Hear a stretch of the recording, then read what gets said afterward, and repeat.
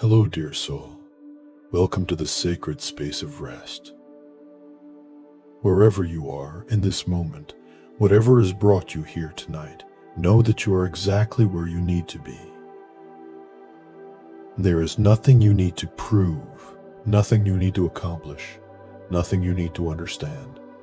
You are welcome here just as you are, with everything you carry, with everything you feel, with everything you are. Tonight we will walk together through ancient wisdom that has brought peace to countless hearts across centuries. We will explore teachings that are simple yet profound, gentle yet transformative.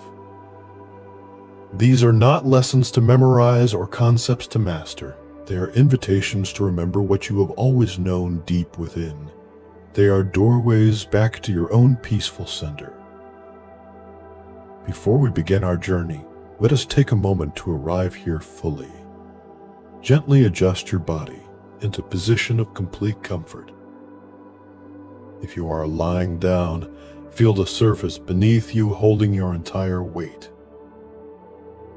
You do not need to hold yourself up. Let the bed, the floor, the ground support you completely. Let your head rest heavily on the pillow. Let your arms foam naturally to your sides or rest on your belly. Let your legs extend and relax, toes pointing wherever they wish to point.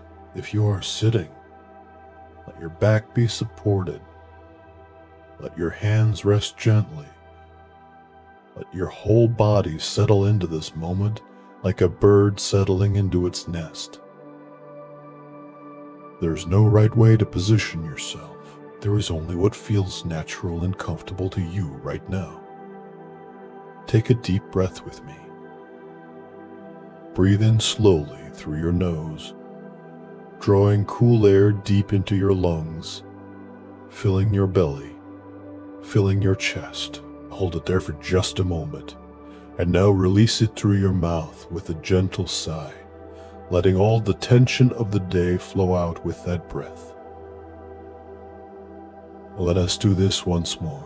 Breathe in peace, breathe in calm, breathe in stillness. And breathe out worry, breathe out stress, breathe out everything you no longer need to carry. Beautiful. Now let your breath return to its own natural rhythm, flowing in and out, without effort, without control. Your body knows how to breathe. It has been breathing you since your first moment of life. Trust it now. If your eyes are still open, let them gently close now. Or if you prefer, let them rest with a soft, unfocused gaze. Let your eyelids be heavy. Let your face soften. Let your jaw unclench. Let your tongue rest softly in your mouth. Let your forehead smooth. Every muscle in your face can relax now. There is nothing to express, nothing to communicate. You can simply be. In the tradition of Zen Buddhism, there is a profound understanding that peace is not something we must create, earn, or discover somewhere far away. Peace is our natural state. It is what remains when we stop disturbing ourselves with our endless mental activity, our constant striving, our ceaseless seeking for something more than this moment. Tonight you are not here to achieve peace. You are here to recognize the peace that has always been present, humming quietly beneath all the noise, waiting patiently for you to notice it. You are here to come home to yourself, and coming home does not require a long journey. It requires only a shift in attention, a gentle turning inward, a remembering of what you truly are beneath all the roles you play and all the stories you tell about yourself. Let me begin with a story.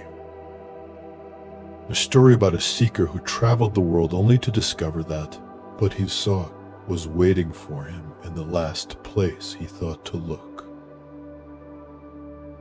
There was a young man named Hiroshi who grew up in a busy city. From his earliest memories, Hiroshi felt a deep restlessness inside him. He looked at the people around him rushing from place to place, working long hours, accumulating possessions, chasing success, and he wondered if this was all there was to life. He felt there must be something more, something deeper, something true. When Hiroshi was 20 years old, he left his home. He told his family he was going to search for the meaning of life. His mother wept. His father was angry. But Hiroshi could not stay. The restlessness inside him was too strong. He had to find answers. For 10 years, Hiroshi wandered. He traveled to India and studied with yogis in ashrams. He learned to twist his body into complex poses and to control his breath in intricate patterns. He traveled to Tibet and sat with Buddhist monks in cold mountain monasteries. He learned to meditate for hours without moving, to chant mantras, to contemplate koans. He traveled to Japan and practiced with the Zen masters who taught him about emptiness and form, about the nature of mind, about seeing his true face before his parents were born. He learned so much. He accumulated vast knowledge. He could speak eloquently about enlightenment, about consciousness, about the nature of reality. Other seekers looked up to him. They thought he must be very advanced, very wise. But Hiroshi knew the truth. Despite everything he had learned, despite all the years of practice, despite all the teachers and teachings and techniques, he had not found what he was looking for. The restlessness was still there. The sense that something was missing. The feeling that peace was just beyond his reach. He had traveled to the ends of the earth, and the answers still eluded him. One day, exhausted and discouraged, Hiroshi decided to return home. He had been gone for 10 years. He wondered if his parents were still alive. He wondered if they would welcome him back after he had left so abruptly. But he had nowhere else to go. His search had failed. He was returning home defeated. The journey back took many months. Hiroshi walked much of the way, having spent all his money on teachers and retreats. As he walked, he stopped trying to find anything. He stopped meditating. He stopped practicing. He stopped seeking. He was too tired. Too disappointed. Too disappointed. Too empty. And in that emptiness, something strange began to happen. Without trying to be present, he became present. He noticed the feeling of his feet on the earth with each step. He noticed the color of the sky, the shape of clouds, the sound of birds. He noticed how the air felt on his skin, sometimes warm, sometimes cool. He noticed his own breathing, moving in and out without effort. He noticed that even though his search had failed, even though he had not found what he was looking for, he was still here, still alive, still walking, still experiencing this moment. One evening, as the sun was setting, Hiroshi sat by a stream to rest. He watched the water flowing over stones, endless and effortless. He watched the light changing on the mountains in the distance. He watched the first stars appearing in the darkening sky. And suddenly, without warning, without trying to make it happen, he understood. The peace he had been seeking was here. It had always been here. It was in the flowing water. It was in the changing light. It was in his own breathing. It was in the simple act of sitting and watching. He had been looking for something extraordinary, something that would come after years of practice, after achieving some special state. But peace was ordinary. It was this, just this. this moment.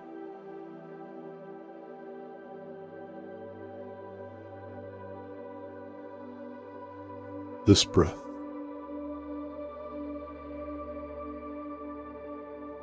Tears streamed down Hiroshi's face, not tears of sadness, but tears of recognition. Traveled so far, he had searched so desperately, and what he was seeking had been with him the entire time. It was not hidden. It was not in some distant place. It was not something he needed to earn or achieve. It was simply here, in the most basic experience of being alive, whenever he stopped looking beyond it and simply felt it. Hiroshi continued his journey home. When he arrived at his family's house, his mother opened the door. She looked older. Her hair had turned gray, but her eyes filled with light when she saw her son. She embraced him without questions, without recriminations. His father came to the door and stood there for a moment, then nodded and said simply, "Welcome home." That night, Hiroshi sat with his parents and shared a simple meal. His mother had made his favorite dishes. They ate together in comfortable silence. After dinner, his father poured tea. They sat together drinking tea, not saying much, just being together. And Hiroshi realized that this was it. This was what he had been searching for. Not some mystical experience, not some profound realization that would change everything, but this simple being together. This ordinary evening, this moment of connection and peace, Hiroshi never left home again. He got a simple job. He helped his aging parents. He lived an ordinary life. But he lived it with a quality of presence he had never known before. Because he had finally understood that peace is not somewhere else, waiting to be found. Peace is here, in whatever we are doing, when we do it completely, when we are fully present to it, when we stop wishing we were somewhere else or someone else. Dear friend, you are like Hiroshi. You have been searching, perhaps for many years, for peace, for rest, for a sense that everything is okay. You have tried many things. You have read books. You have listened to teachers. You have practiced techniques. And perhaps, like Hiroshi, you still feel that what you seek eludes you, that it is always just beyond your reach. But what if it is here? What if it has always been here? What if you have been looking past it, looking beyond it, looking for something more extraordinary when the truth is beautifully ordinary? What if peace is simply this moment, this breath, this experience of being alive, when you stop judging it, stop comparing it to some ideal, stop waiting for it to be different? Right now, in this moment, you are breathing. Feel that. You are alive. Notice that. Your heart is beating. Your blood is flowing. Your body is doing thousands of things without any conscious effort from you. You're being lived by life itself. And this is a miracle, not a dramatic miracle, a quiet miracle. The miracle of existence itself. Let yourself feel this now. Let yourself be here. Not trying to get anywhere, not trying to achieve any particular state, just here, just breathing, just being. This is enough. This has always been enough. Your body is already beginning to relax. Feel how your shoulders have dropped slightly. Feel how your breath has deepened. Feel how your muscles are starting to release tension you did not even know you were holding. Your body wants to rest. It knows how to rest. You do not need to make it happen. You only need to allow it. Let me share another teaching with you. A teaching about a woman who discovered that what she feared most was actually a doorway to freedom. Her name was Chiyo, and she was a poet. She lived in a small village in the mountains of Japan, and she was known for her beautiful haiku, short poems that captured moments of natural beauty and profound insight. Chiyo had a young son whom she loved more than life itself. Her poems about watching him play, about his laughter, about the joy he brought to her life were read and cherished throughout the region. One winter, her son became ill. Chiyo stayed by his side day and night, caring for him, praying for him, willing him to recover with every fiber of her being. But despite everything, the boy's condition worsened, and one cold morning as snow fell softly outside, he died in her arms. Chiyo's grief was unbearable. She could not eat. She could not sleep. She could not write. The pain was so intense that she thought she would die from it. She prayed for death. She wanted only to follow her son, to be with him wherever he had gone. Days turned into weeks. Chiyo moved through life like a ghost. Her friends tried to comfort her, but nothing helped.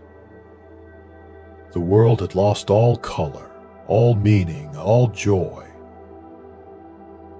How could she go on living when her child was gone? How could she find peace when her heart was shattered?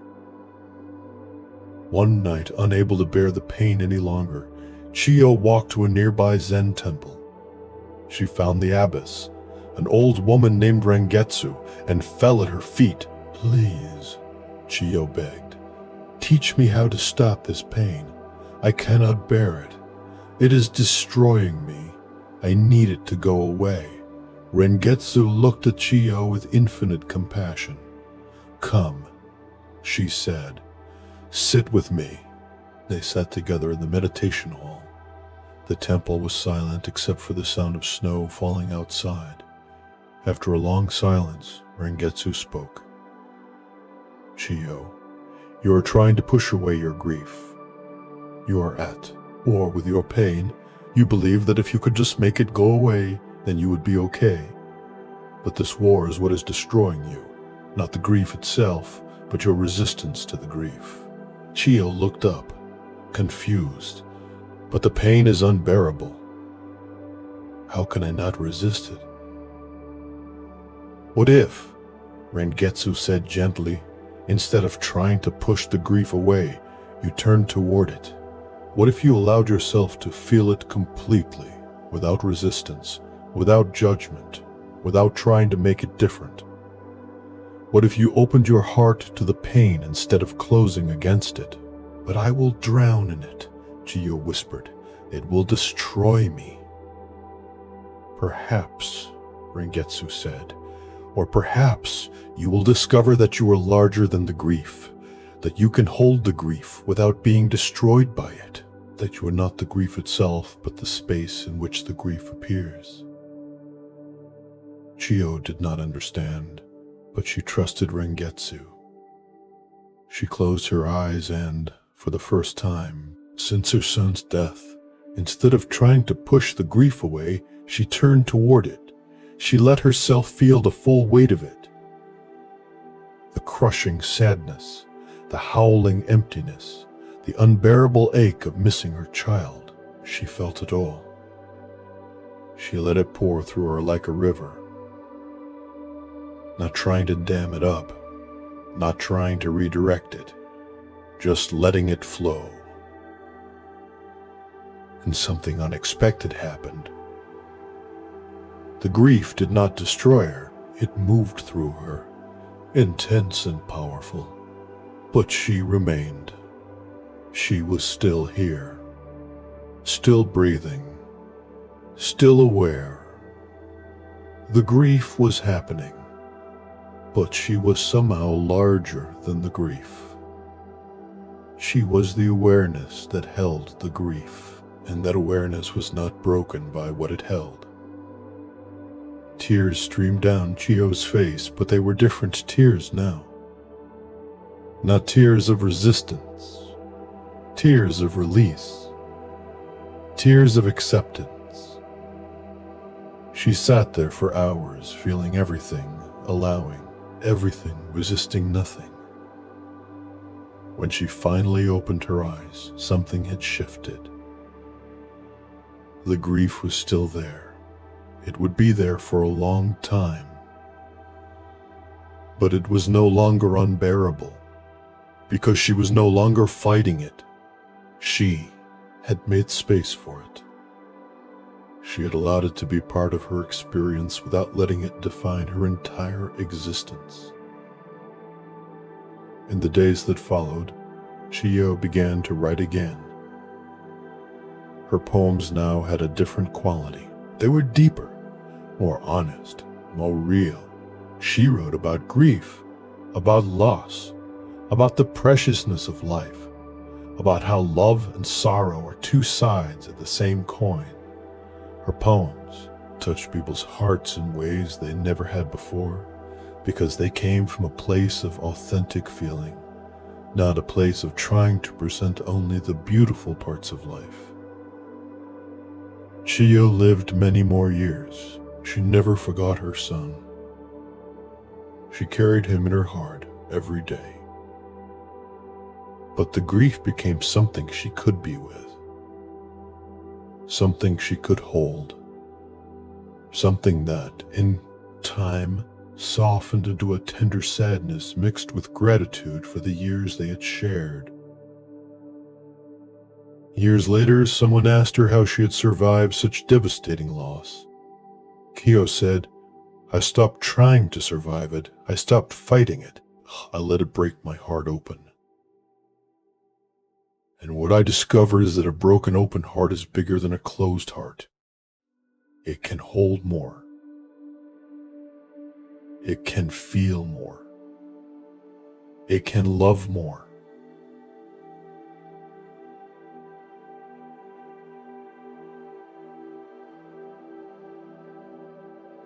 My grief broke me open to life itself. Dear one, what are you resisting right now? What are you at war with? Perhaps it is not grief. Perhaps it is anxiety. Perhaps it is restlessness. Perhaps it is physical pain. Perhaps it is simply the fact that you are still awake when you wish you were asleep.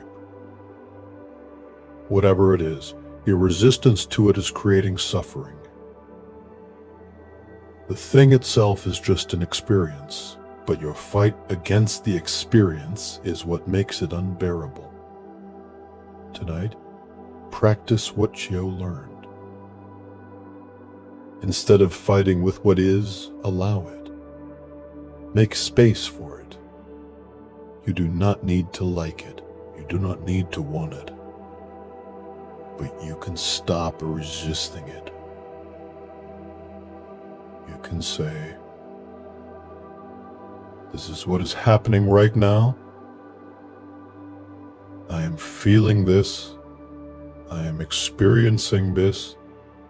And I can be with this without being destroyed by it."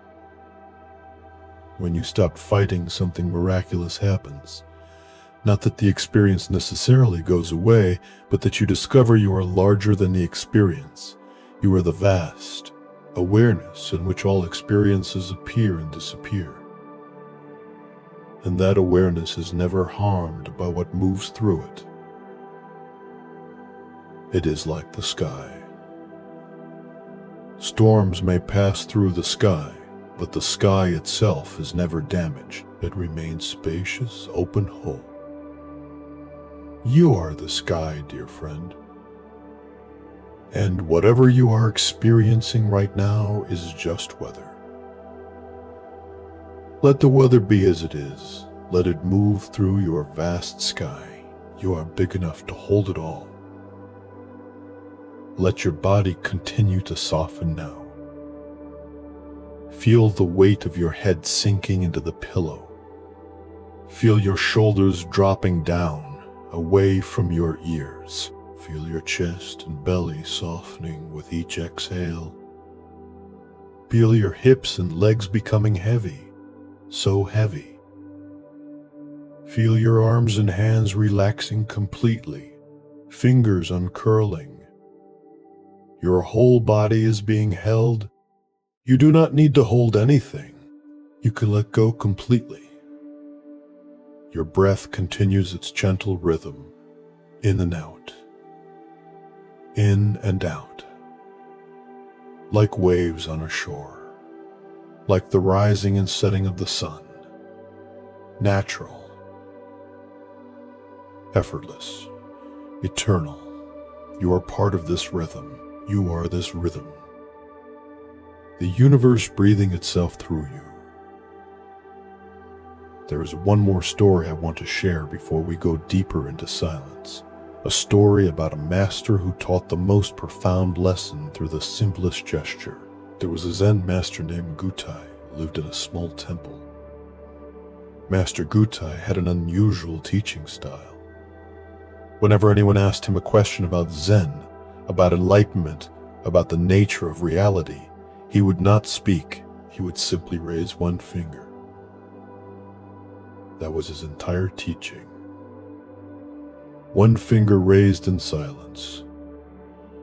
People came from far away to test him with complex philosophical questions, with impossible koans, with deep inquiries about the nature of existence. And no matter what they asked, Gutai would simply raise one finger. Some people understood and had profound awakening experiences. Others left confused or frustrated. Gutai had a young attendant, a boy who watched his master teach this way every day. The boy thought he understood. It seemed so simple.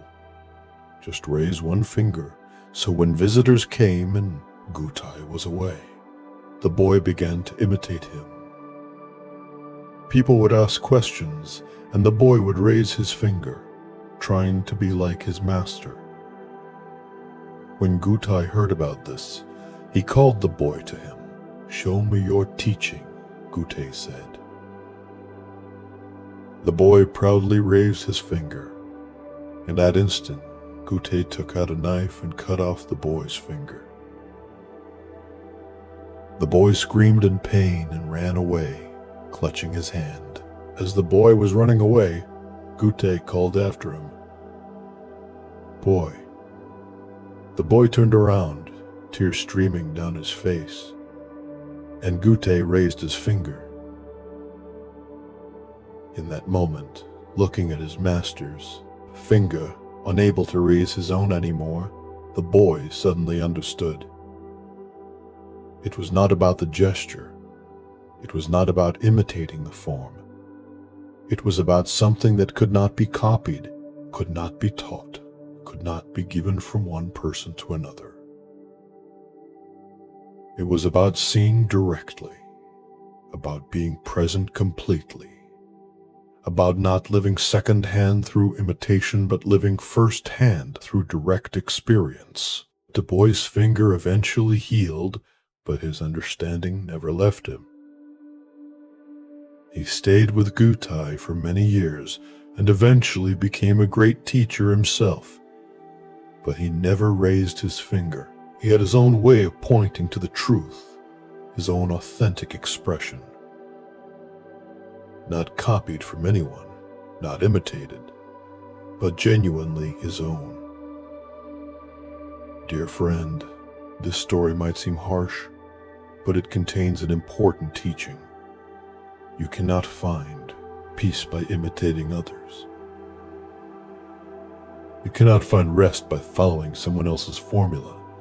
You can listen to these words, you can be guided by them, but ultimately, you must find your own way. your own direct experience, your own authentic relationship with this moment. No one can rest for you. No one can breathe for you. No one can be you.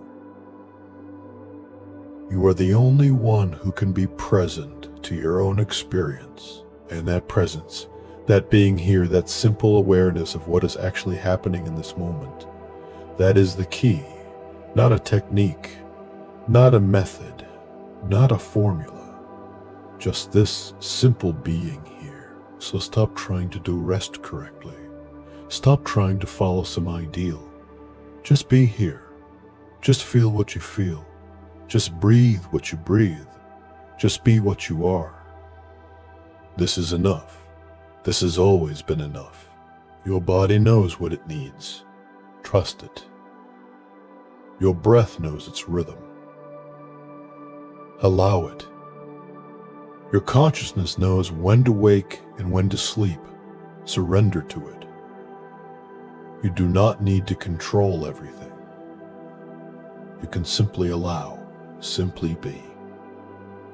Simply trust.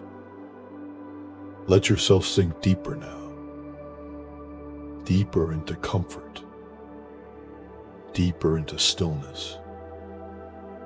Deeper into the quiet peace that has been here all along, waiting for you to notice it. You are safe here. You are held here. You are home. Rest now, dear friend.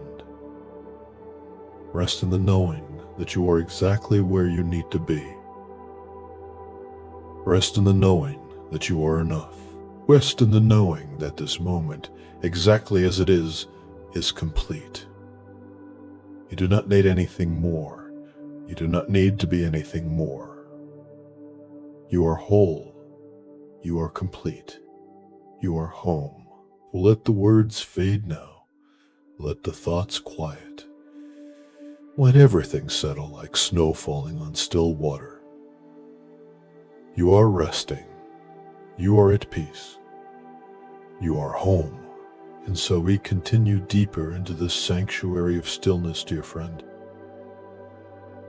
You have already traveled far tonight. You have walked through stories of searching and finding, of resistance and acceptance, of discovering that what you seek has always been here, waiting patiently beneath the surface of your busy mind. Your body has softened considerably since we began. Feel how much more relaxed you are now compared to when you first arrived here. Your muscles have released tensions you did not even know you were holding. Your breath has slowed and deepened. Your heartbeat has found its calm, steady rhythm. Your body is doing what bodies naturally do when given permission and space to rest. It is healing. It is restoring. It is returning to its natural state of peace. Let yourself sink even deeper now. Feel the surface beneath you, whether it is a bed, a floor, a cushion rising up to meet you, supporting you completely. You do not need to hold any part of yourself up. You do not need to maintain any position. Everything can be loose, heavy, surrendered. Let your head press deeply into the pillow. Let your shoulders melt down and away from your ears. Let your back, your hips, your legs all become so heavy that they seem to merge with whatever holds them. You are being supported. You are being held. You can trust this completely. Your breath continues its whisper-soft rhythm. In and out. In and out. So gentle now that you might barely notice it, like the breath of a sleeping infant. Natural. Effortless. Perfect. Life is breathing you. The universe is moving through you. You do not need to manage this or control it. You could simply rest in the knowing that your body knows exactly what to do. In the Zen tradition, there is a teaching about what is called beginner's mind. It is the mind that approaches everything fresh, as if for the first time, without the burden of past experience, without the filter of accumulated knowledge, without preconceptions about how things should be. When you have beginner's mind, a simple cup of tea is not just another cup of tea you have drunk 1,000 times before. It is this cup of tea, unique, unprecedented, miraculous. When you have beginner's mind, this breath is not just another breath. It is the only breath there is, the breath that is happening now, the breath that has never happened before and will never happen again. Most of us have lost beginner's mind. We have what might be called expert's mind. We think we know what rest is, what it should feel like, how it should progress. We think we know what peace feels like. We compare every experience to past experiences, measuring, judging, evaluating whether this is as good as that was, whether we are doing it right, whether it is working. But tonight I invite you to release expert's mind and return to beginner's mind. What if you have never rested before? What if this is the very first time? What would you notice? How would you experience this moment if you came to it completely fresh, with no expectations, no comparisons, no ideas about what should happen? Try this now. Let go of everything you think you know about rest. Come to this moment as if you were a newborn experiencing sensation for the first time. Feel the texture of the fabric against your skin. Not labeling it as soft or rough, just feeling the actual sensation. Feel the temperature of the air around you. Not judging it as too warm or too cold, just feeling it exactly as it is. Feel the subtle sensations moving through your body. Maybe tingles, maybe pulsing, maybe warmth or coolness. Do not name these sensations. Just feel them with fresh awareness, as if you have never felt anything before. This is beginner's mind. This is pure presence without the interference of thought and judgment. And in this presence, even the most ordinary moment reveals itself to be extraordinary. Not because anything special is happening, but because you are truly here, truly feeling, truly alive to what is. Let me tell you about a student who learned this lesson in an unexpected way. Her name was Yuki, and she came to study at a Zen monastery with great enthusiasm. Yuki had read many books about Zen. She had attended lectures. She had ideas about what enlightenment was and how to achieve it. She arrived at the monastery expecting profound teachings, dramatic insights, mystical experiences. She was ready to transform, to transcend, to become someone new. The master of the monastery, an elderly woman named Soten, greeted Yuki warmly and showed her to her quarters. They were simple, just a small room with a mat for sleeping and a cushion for sitting. Yuki was slightly disappointed. She had expected something more, spiritual. The next morning, Soten came to Yuki's room before dawn.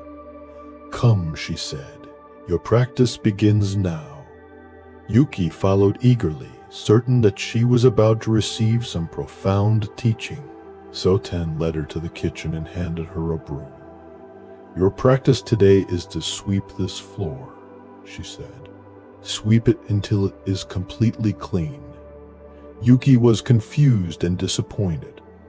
Sweeping? This was her great spiritual practice? But she did not want to seem ungrateful or arrogant, so she took the broom and began to sweep. She swept quickly, efficiently, her mind elsewhere. She was thinking about what teachings might come after this task was complete. She was thinking about the books she had read and wondering when she would learn the real practices they described. She was thinking about how this seemed like a waste of time. After about 20 minutes, she went to find Sotan. "I have finished sweeping," she announced. Sotan came to look at the floor. She studied it carefully, then shook her head. "No. You have moved the broom across the floor, but you have not swept. Go back and sweep until the floor is truly clean." Yuki was frustrated but returned to the kitchen. She swept more carefully this time, making sure to get into corners, to pick up every piece of dust. But her mind was still elsewhere, still judging this task as mundane, as beneath her, as not the real practice. After another hour, she went to get Sotan again. "Now it is clean," she said. Sotan came and looked. She ran her finger along the floor in a few places. She looked at the way the light fell on the tiles. Then she looked at Yuki with kind but firm eyes. "You are still not sweeping," she said. "You are thinking about sweeping. You are wanting to finish sweeping so you can do something more important, but you are not actually here, present with the broom, with the floor, with the action itself. Go back, and this time, just sweep. Not to finish, not to get it right, not to move on to something else. Just sweep." Yuki returned to the kitchen, now thoroughly frustrated. What was Sotan talking about? She was sweeping. What more could there be to it? But she picked up the broom again and began. And this time something different happened. Perhaps because she was so frustrated. Perhaps because she had given up trying to do it right. Perhaps simply because she was exhausted from trying. Her mind began to quiet. She felt the weight of the broom in her hands. She noticed the sound it made moving across the floor. She saw the dust particles dancing in the morning light streaming through the window. She felt the slight resistance as the bristles met the tile. She was not thinking about sweeping anymore. She was just sweeping, her hands moving, the broom sliding, the floor gradually transforming. There was no Yuki doing it. There was just the doing itself.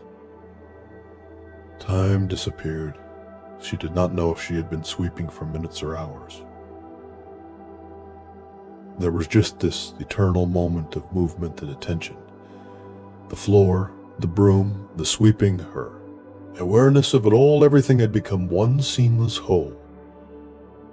No separation, no division, just this.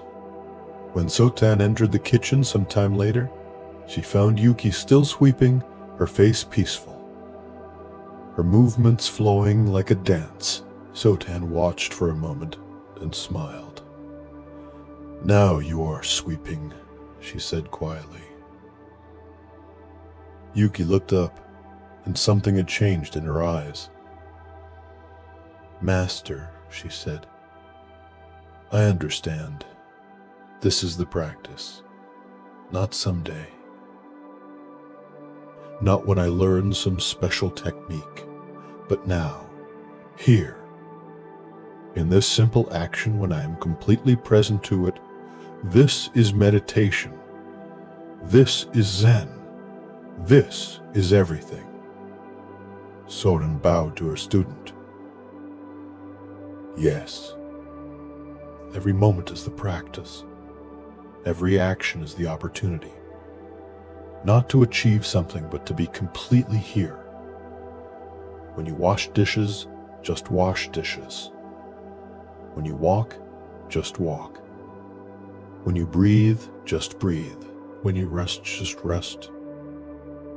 Not doing it while thinking about something else, while waiting for something better, while judging whether you are doing it right. Just completely, totally here."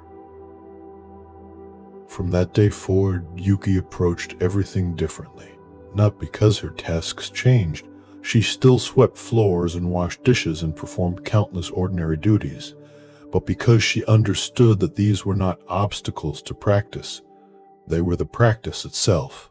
Every moment was an opportunity to be fully present, fully alive, fully engaged with what is actually happening rather than what she wished was happening or thought should be happening.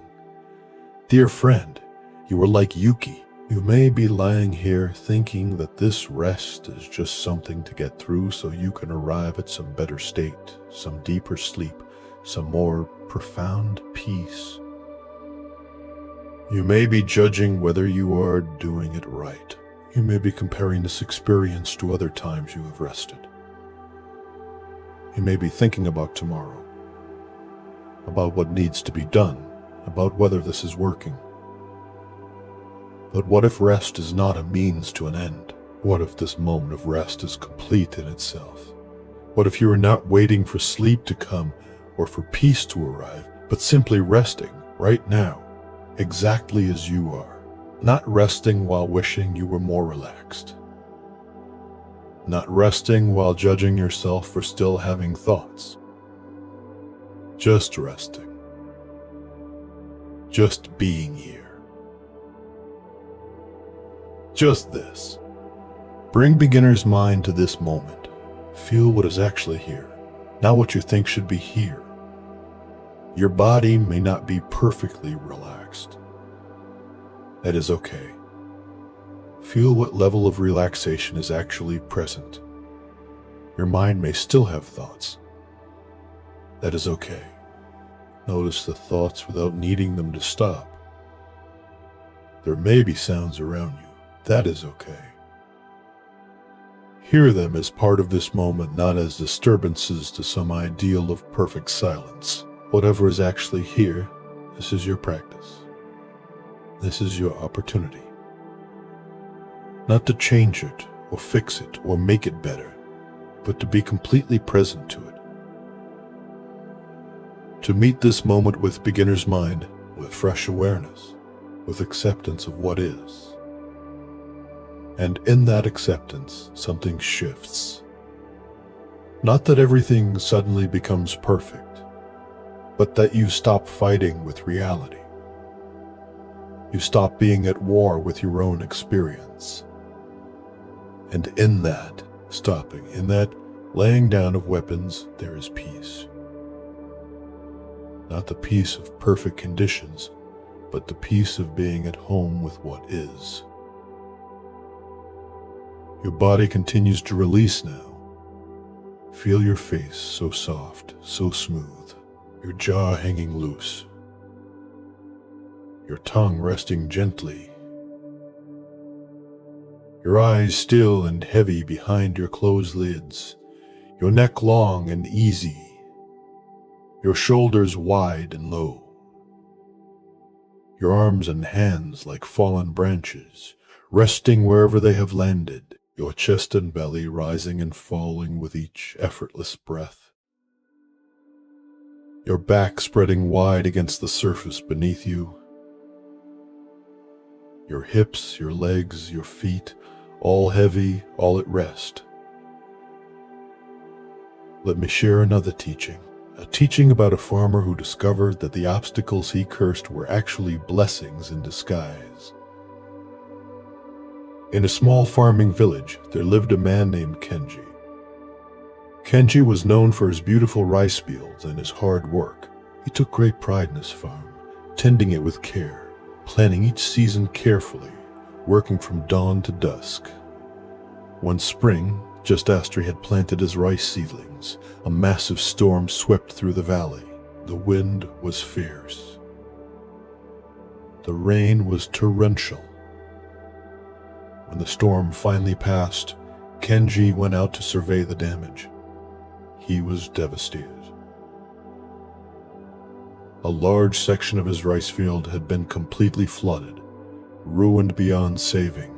He would lose a significant portion of his crop. The other farmers came to commiserate. "What terrible luck," they said. "This is such a disaster for you." But there was an old Zen monk who lived at a small temple near the village. The monk had been walking by and saw Kenji surveying his damaged field. The monk said simply, "Maybe.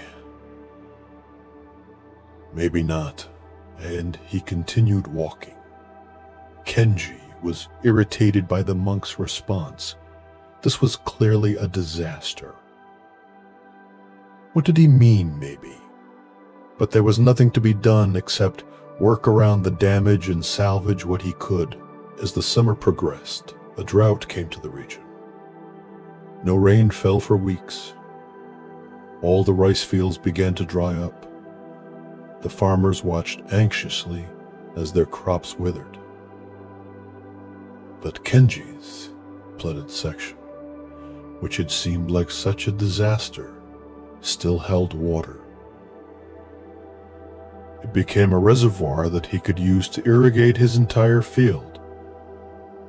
While his neighbors' crops failed in the drought, Kenji's rice continued to grow, nourished by the water that had seemed like a curse just months before. When harvest time came, Kenji had the best yield in the entire village. His neighbors came to congratulate him. "What incredible luck," they said. "That flood turned out to be such a blessing for you." The old monk happened to be walking by again. He heard their words and said simply, "Maybe, maybe not," and he continued on his way. Kenji heard him and smiled. This time he understood. The monk was teaching him something profound. We label experiences as good or bad, as blessings or disasters, but we cannot actually know. What seems like misfortune may lead to unexpected benefits. What seems like good fortune may lead to unexpected challenges. Life is not a simple story of good and bad. It is complex, interconnected, constantly unfolding in ways we cannot predict or control. From that day forward, Kenji held his judgments more lightly. When something he considered bad happened, he would remember the monk's words. Maybe. Maybe not. He did not know yet how this would unfold, what it might lead to, what hidden blessings might be contained within what appeared to be a curse. And when something he considered good happened, he would remember the same words. He did not know yet what this might cost, what challenges might come with it, how the situation might change. This did not mean Kenji became passive or stopped caring. He still worked hard. He still had preferences. He still felt disappointed when things did not go as he hoped. But he no longer held on to his judgment so tightly. He no longer let his story about what was good or bad dominate his experience. He could be present to what was actually happening rather than being lost in his thoughts about what it meant. Dear one, you too are constantly judging your experience. This is good. This is bad. This is working.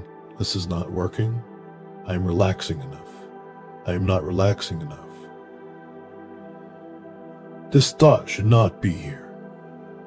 This sensation should not be here. You are creating stories about your experience, labeling it, evaluating it rather than simply experiencing it. But what if you held your judgments more lightly? What if, when you notice a judgment arising, I am not relaxing well enough, you could simply note it as a thought, as a story, not as truth? What if you could respond with, maybe? Maybe not. I do not actually know if this is good or bad. I am simply here experiencing what I am experiencing. This does not mean you become indifferent. It means you become more present. You stop being lost in the story about the experience and start actually feeling the experience itself. And the experience itself, freed from the overlay of judgment, is much simpler, much more workable, much more at peace. Right now, You may be judging your level of relaxation, your thoughts, your restlessness. What if you let those judgments go? What if you simply felt what you are feeling without the story about what it means, whether it is good enough, whether it is working, just this, just now, just this body, this breath, this moment, exactly as it is, not good or bad, just here. Your breath is so soft now, so slow. Each inhale bringing in fresh oxygen, nourishing every cell in your body. Each exhale releasing carbon dioxide, releasing tension, releasing everything that no longer serves you. You are not controlling this. It is happening naturally, perfectly, exactly as it needs to. Your body is so wise, it knows what to do. You can trust it completely. There is another teaching I want to share with you. A teaching about a master who showed that true generosity comes not from what you give, but from how you give. In a city temple, there were two monks who both took vows to serve the poor. The first monk, Takashi, was very wealthy before he became a monk. When he took his vows, he donated a large sum of money to build a shelter for the homeless. He was praised throughout the city for his generosity. His name was carved on a stone at the entrance to the shelter. People bowed to him when he walked by, honoring him for his great gift. The second monk, Hiro, had been poor all his life. He had nothing to give except his time and his presence. Every day, he would go to the shelter that Takashi's money had built, and he would sit with the people there. He would listen to their stories. He would hold the hands of the sick. He would help serve meals. He would clean. He would do whatever needed to be done. No one knew his name. No one praised him. He received no recognition. One day, a young student asked the master of the temple, "Both monks serve the poor, but Takashi is famous for his generosity while no one knows about Hiro. Surely, Takashi's gift is greater because it has helped so many people." The master thought for a moment, then said, "Come with me." He took the student to the shelter. They watched Takashi arrive. He was greeted with great fanfare. People thanked him profusely. He smiled and nodded, clearly pleased with their gratitude. He gave a short speech about the importance of charity, then left to attend to other matters. He had been there perhaps 10 minutes, and they watched Hiro arrive. No one greeted him specially. He simply joined the other volunteers and began to work. They saw him sit for over an hour with an old woman who was dying, just holding her hand, saying nothing, just being present with her. They saw him help a confused elderly man find his way to the bathroom, treating him with such dignity and patience. They saw him clean up vomit from a sick child without any sign of disgust, speaking gently to the child the whole time to comfort him. After several hours, they left. The master turned to the student. "Now tell me," he said, "which one practices true generosity?" The student thought carefully. "I think I understand," he said. "Takashi gave money, which is valuable, but he gave it from a distance. He does not truly connect with the people he is helping. He enjoys the recognition more than the service." Hiro gives himself, his time, his attention, his presence. He does not do it for recognition. He does it because he sees suffering and responds to it with compassion. His generosity costs him more because he is actually giving himself, not just giving from his surplus. The master nodded. True generosity is not measured by the size of the gift, but by the spirit in which it is given. You can give a fortune with a closed heart, or you can give a moment of genuine presence with an open heart. Which is the greater gift? When someone is suffering, they do not need your money as much as they need your presence. They need to be seen, to be heard, to be valued as a human being. This is what Hiro gives. And this is true generosity. He continued, Takashi still practices grasping.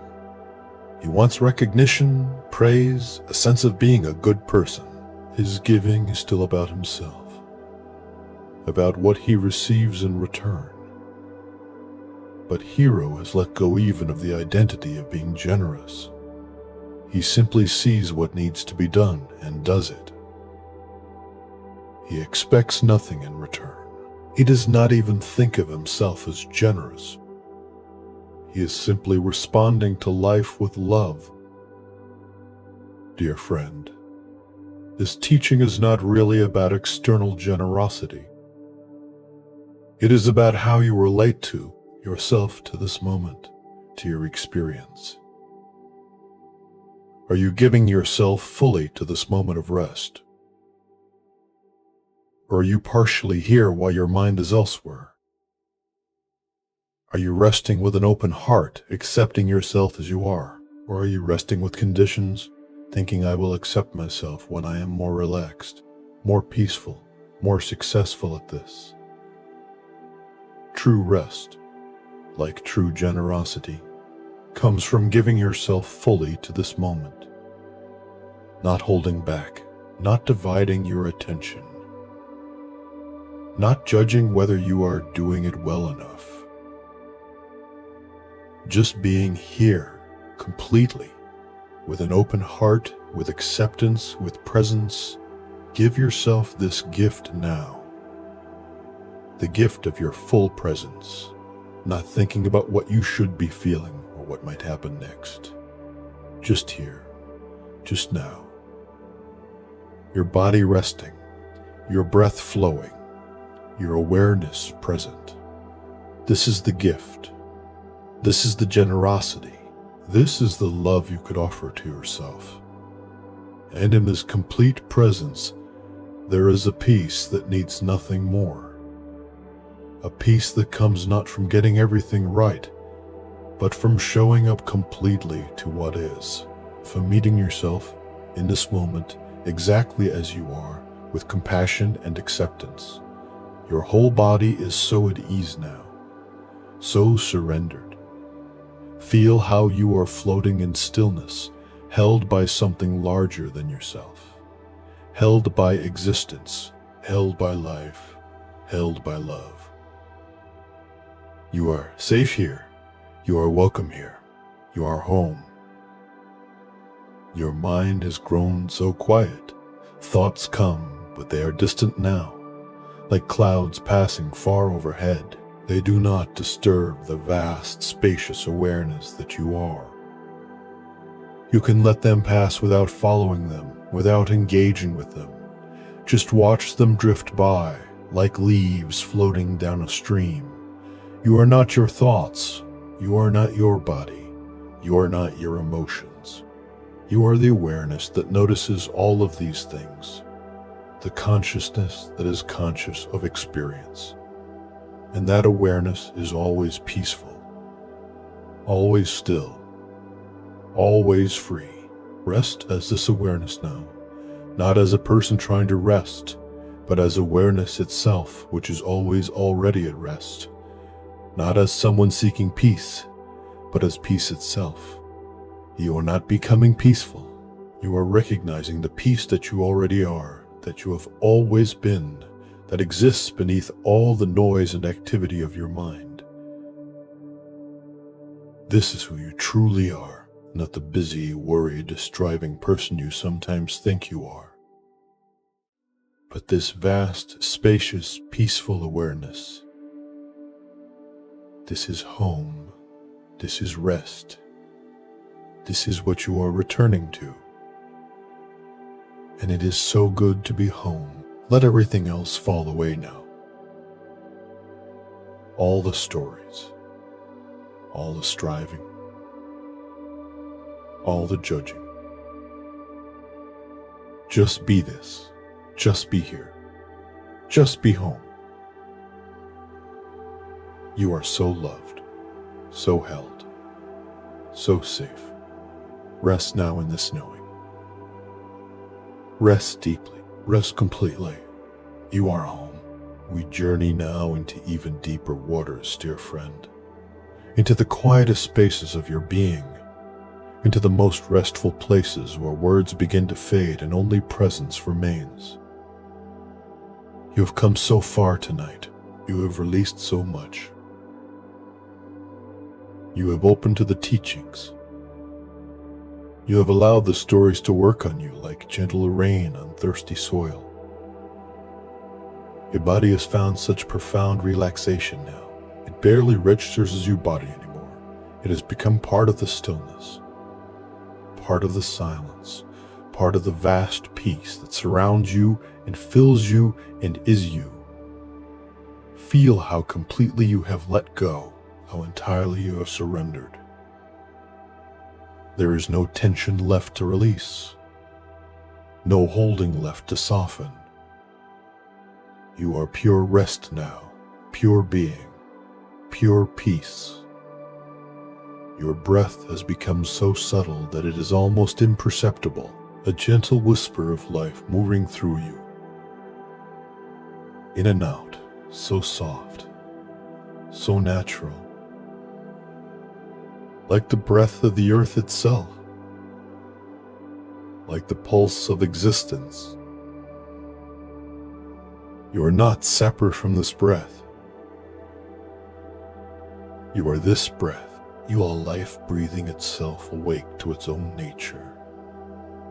In the deepest teachings of Zen, there is an understanding that goes beyond words, beyond concepts, beyond anything the thinking mind can grasp.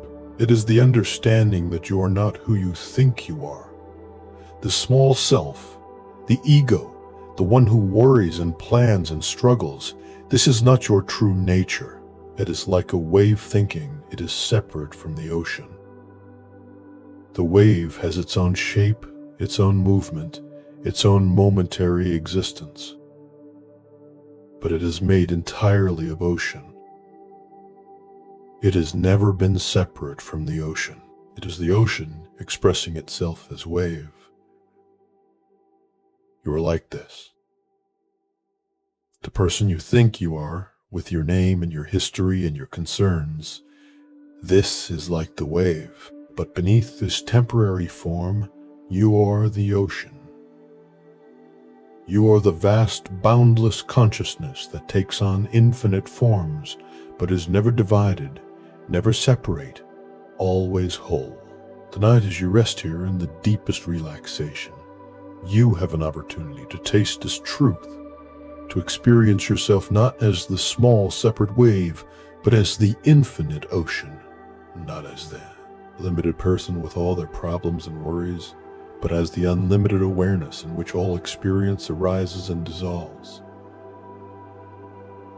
Let me tell you about a seeker who discovered this truth in the most unexpected moment. Her name was Natsumi, and she had been practicing Zen meditation for many years. She sat every day. She attended retreats. She studied with teachers. She had many insights and experiences. But she still felt that something fundamental was missing. She had not had the great breakthrough, the awakening that would finally reveal the truth to her. She was still seeking, still waiting for enlightenment to arrive. One summer, Natsumi attended a particularly intensive retreat, 7 days of silent meditation, sitting for many hours each day. By the 5th day, Natsumi was exhausted. Her body ached. Her mind was tired of trying so hard. She felt frustrated and defeated. She began to think that maybe enlightenment was not possible for her. Maybe she was trying to grasp something that could not be grasped. On the 6th day, during an evening meditation session, something inside Natsumi broke. Not broke in a painful way, but broke like a dam releasing water that has been held back too long. She stopped trying. She completely gave up the search. She let go of wanting to be enlightened. She let go of trying to have some special experience. She let go of being a good meditator. She let go of everything. And in that letting go, in that complete surrender, something extraordinary happened. Or rather, nothing happened, and that nothing was everything. The sense of being Natsumi, of being a separate person meditating in a meditation hall, suddenly disappeared. Not that Natsumi went somewhere else, but the boundary that seemed to separate Natsumi from everything else dissolved. There was no inside and outside anymore. No self and other. No meditator and meditation. Just this vast, seamless awareness. Just this infinite presence. Just this. She could not say how long this lasted. Time itself seemed to dissolve. When the bell rang to end the meditation period, when form gradually returned and the sense of being Natsumi came back, everything looked the same but felt completely different. She was still sitting in the meditation hall. Other people were still there. But Natsumi now knew something that could never be unknown. She was not separate from any of this. She had never been separate. The feeling of separation was an illusion, a misunderstanding, a mistaken identity. She was the meditation hall. She was the other meditators. She was the bell that rang. She was the floor beneath her and the air around her.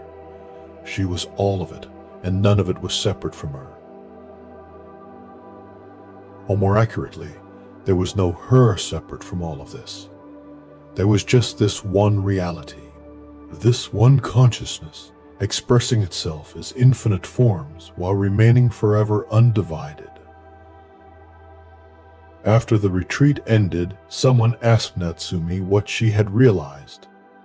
She struggled to find words. Finally, she said, "I realized I do not exist, and I realized I am everything."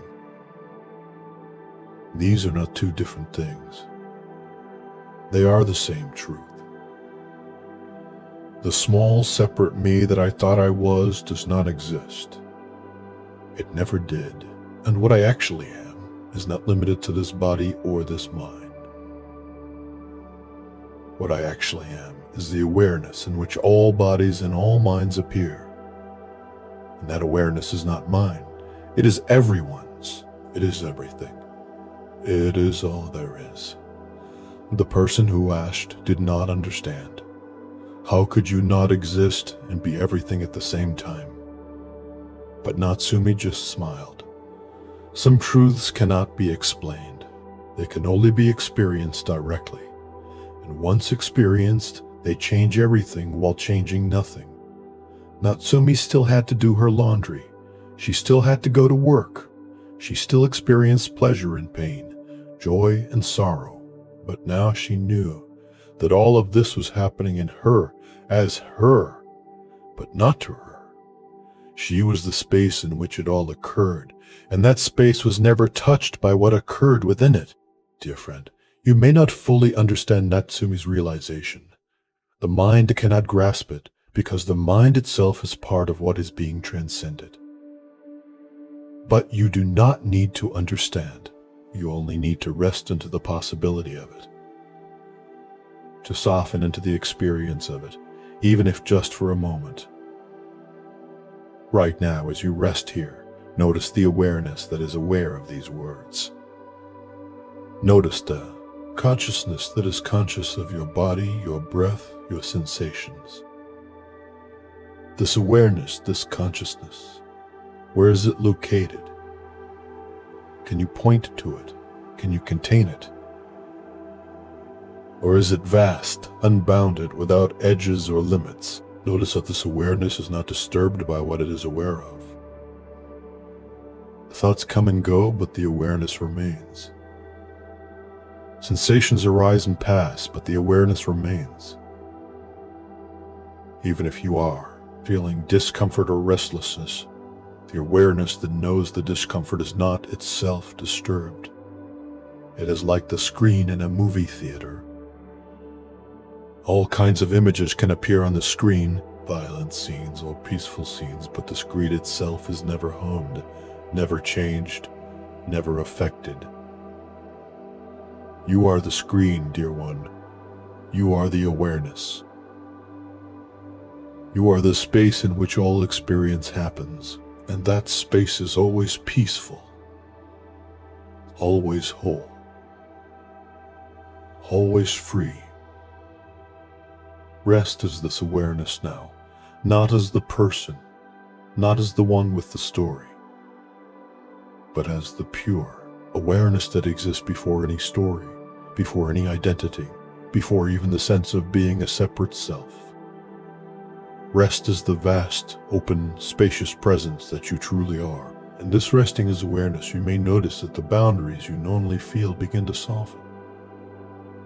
Where does your body end and the air begin? Where does the sound end and the silence begin? Where do you end and the rest of existence begin? The more you relax into pure awareness, the more you may notice that these boundaries are not as solid as they seem. They are more like gentle suggestions than hard walls. Let the boundaries dissolve now. Let yourself expand beyond the limits of your body. Your awareness is not contained within your skull. It is not limited to your skin. It extends outward in all directions. It includes the room you are in. It includes the sounds you hear. It includes everything you are aware of. And beyond that, it extends infinitely. There is no edge to awareness, no end to consciousness. It is boundless, limitless, infinite.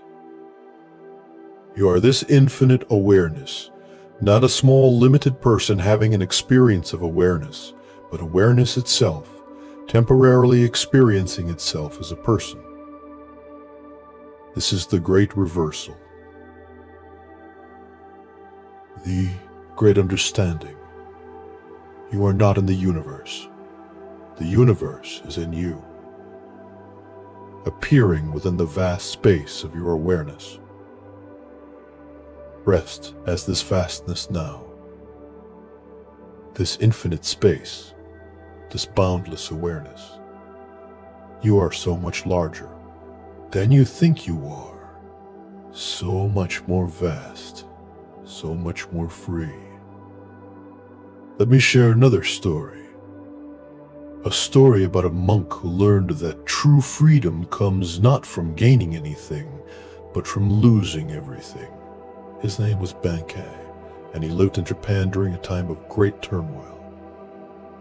Bankei had been a dedicated seeker from a young age. He wanted more than anything to understand the true nature of existence.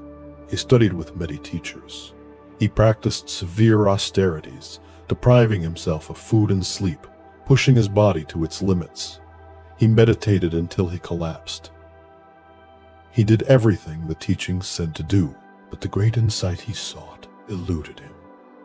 He grew desperate. He became sick from his extreme practices.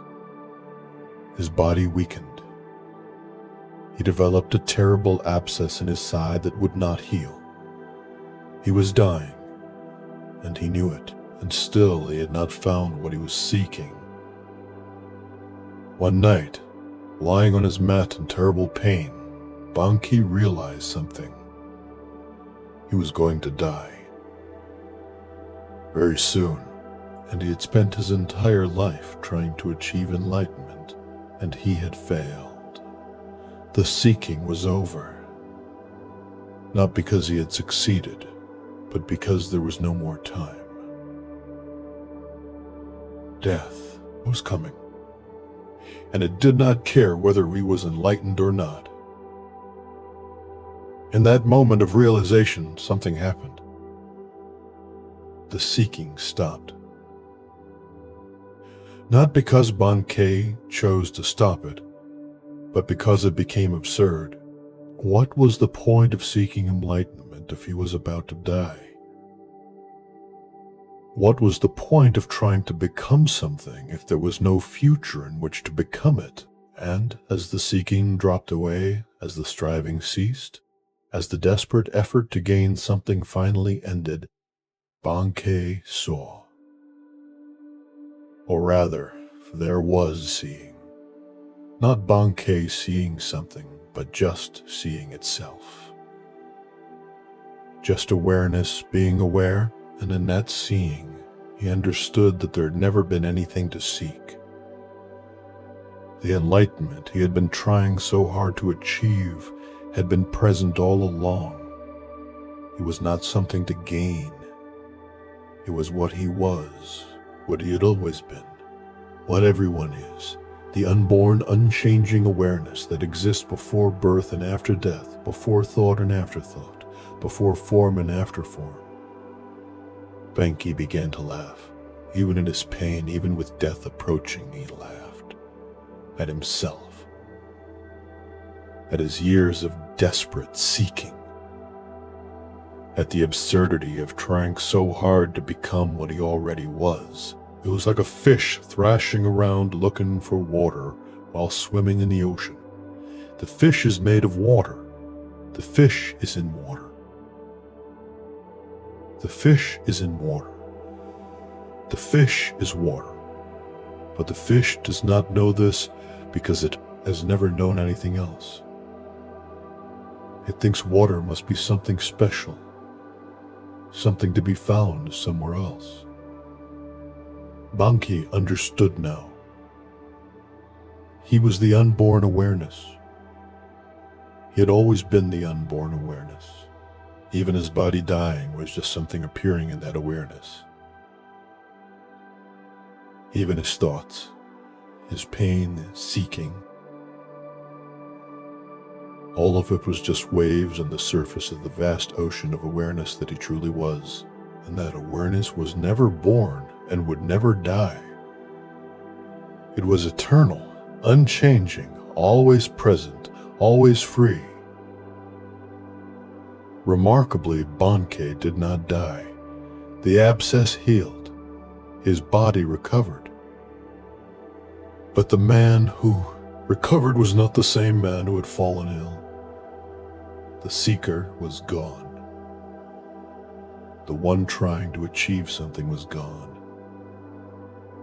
What remained was simply this awareness, living through a body, experiencing life, but no longer identified with any of it, no longer believing the illusion of separation, no longer suffering from the disease of thinking he was a small, limited, separate self. Bankei taught for many years after this. His teaching was simple. He would tell people, "You are the unborn. You have always been the unborn. You will always be the unborn. Stop trying to become something. Stop trying to achieve something. Just recognize what you already are. Just rest as the awareness that is always present, always here, always free." People would ask him, "But how do we recognize this? What practice should we do?" And Bankei would say, "There is no practice. Practice implies becoming something you are not yet, but you are already what you seek. You cannot practice being what you already are. You can only stop pretending to be what you are not." "Then, what should we do?" they would ask. "Nothing," Bankei would say. "Do nothing to be what you are. Simply notice. Simply be aware. And in that simple awareness, you will see that you have always been free. You have always been the unborn. You have always been home. Dear one, you are the unborn. Right now, not after you meditate enough, not after you practice enough, not after you become enlightened. Right now. The awareness that is reading these words, the consciousness that is aware of your body, your breath, your experience, this awareness was never born. It will never die. It is the eternal witness, the unchanging presence, the infinite space in which all experience occurs. You are this. You have always been this. You will always be this. And this can never be harmed. This can never be threatened. This can never be lost. Your body will age and die. Your thoughts will come and go. Your emotions will rise and fall. But the awareness that witnesses all of this, that is aware of all of this, that awareness is eternal. It is what you truly are, and it is always at peace. Rest is this awareness now, not trying to achieve it, not trying to become it, simply noticing it. It is here, it is always here. It is what is reading these words right now. It is what is aware of your breath.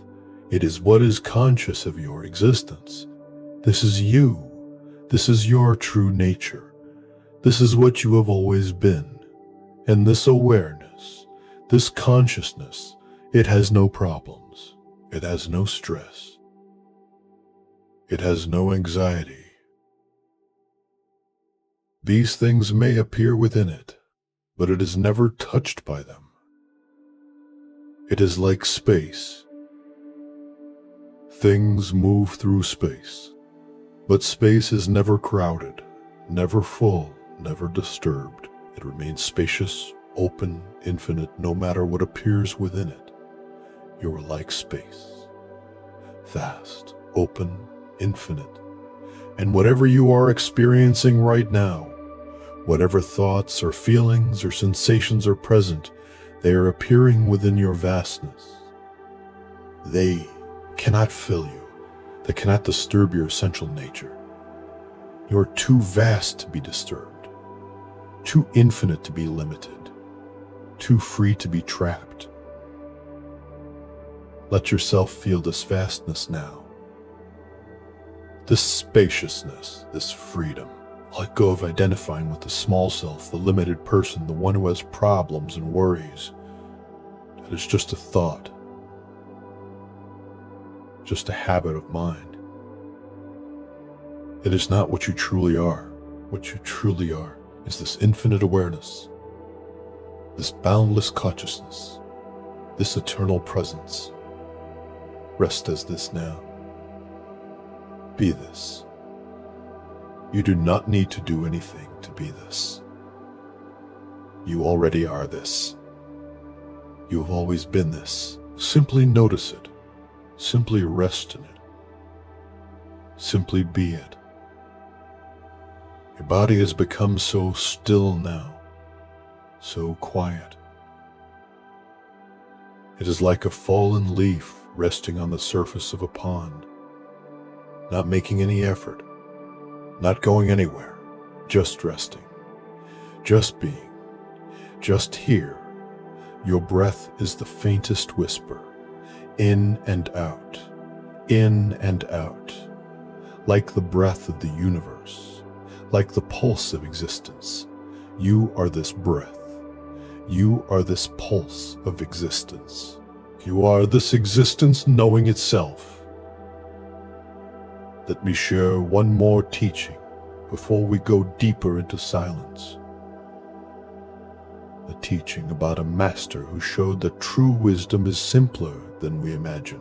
There was a teacher named Layman Pong, who was unusual among Zen masters because he was not a monk. He was married. He had a family. He worked for a living. He was just an ordinary person living an ordinary life, but he was deeply enlightened. One day a famous scholar came to visit Layman Pong. The scholar had heard that the simple layman was considered a great Zen master, and he was skeptical. How could someone living an ordinary life, dealing with family and work and daily concerns, be truly enlightened? Enlightenment, the scholar believed, required years of intensive meditation, deep study, complete dedication.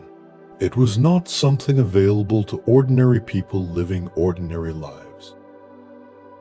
The scholar found Layman Pang in his workshop, making bamboo baskets to sell at the market.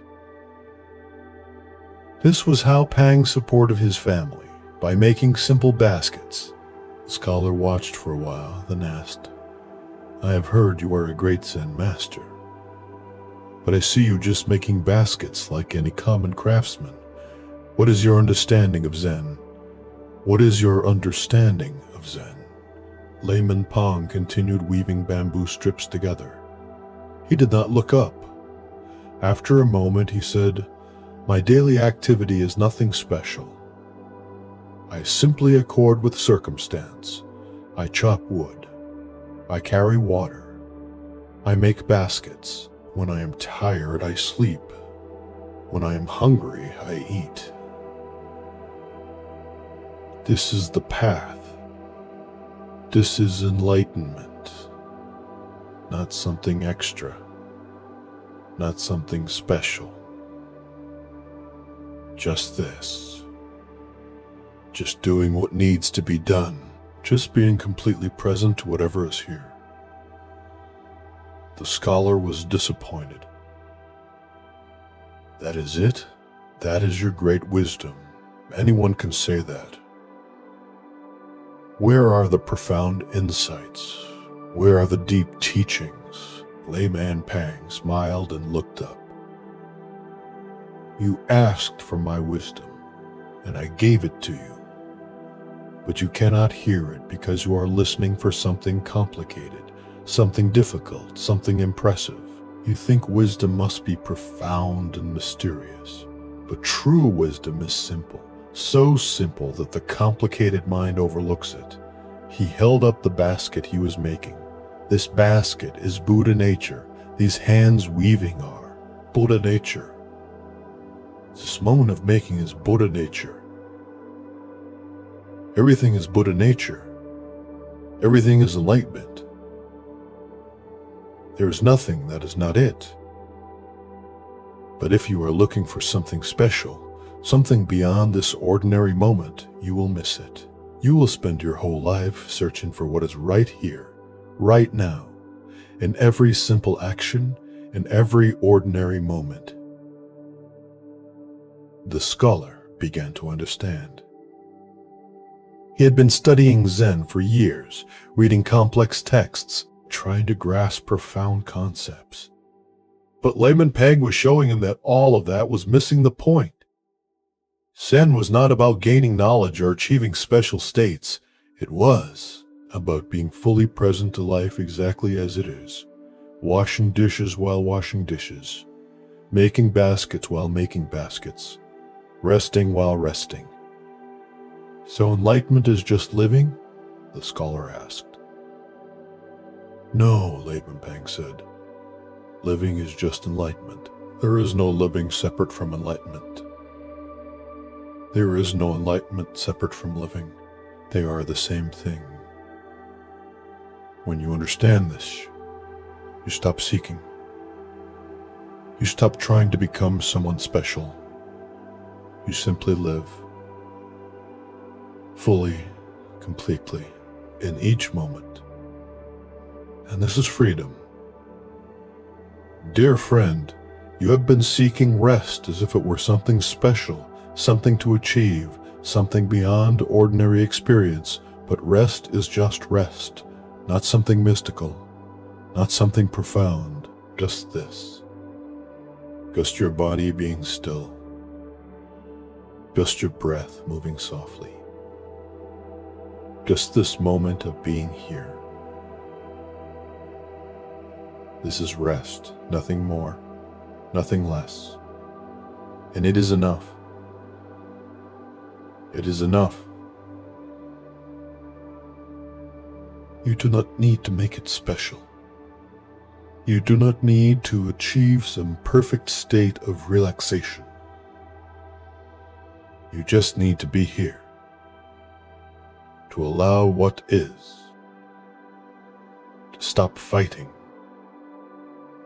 to stop seeking something more. This moment exactly as it is complete. Your experience, exactly as it is perfect. Not because it feels perfect, but because it is real. It is what is actually happening. And reality is always perfect, even when it includes discomfort, even when it includes restlessness, even when it includes thoughts that will not quiet. All of it is part of this moment. All of it is part of this moment. All of it is part of reality. All of it is Buddha nature. All of it is enlightenment. So stop seeking something beyond this. Stop waiting for some better moment. This is the moment. This is it. This is all there ever is. And when you truly accept this, when you truly rest in this, you discover a peace that needs nothing to be different. A peace that exists right here, right now, in the midst of whatever is happening. Let your whole being settle into this acceptance now. This is how things are in this moment. And this is okay. More than okay. This is perfect. Not because it matches some ideal, but because it is true.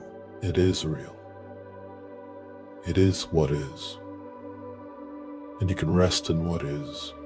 You can be at peace with reality, exactly as it shows up. This is the deepest rest, not the rest that comes from perfect conditions, but the rest that comes from perfect acceptance of imperfect conditions. Your body is so deeply relaxed now.